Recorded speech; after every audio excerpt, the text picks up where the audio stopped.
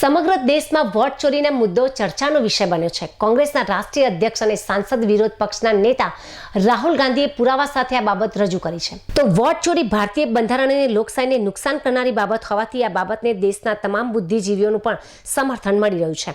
ત્યારે પાટણ જિલ્લામાં આગામી 3જી તારીખથી વોટ ચોરી મુદ્દે અભિયાન શરૂ કરવામાં આવ્યું છે.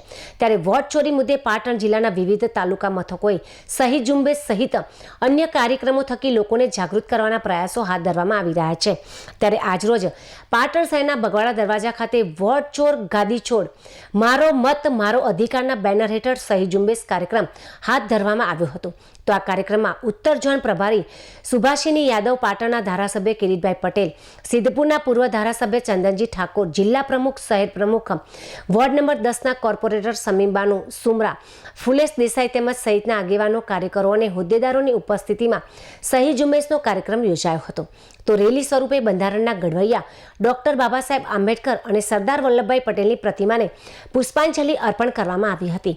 તો મોટી સંખ્યામાં રાહદારીઓ સહિત વેપારીઓ અને શહેરીજનોએ વોટ ચોર ગાદી છોડના બેનર હેઠળ યોજાયેલા સહી ઝુંબેશ કાર્યક્રમમાં સહી કરી પોતાનું સમર્થન આપ્યું હતું.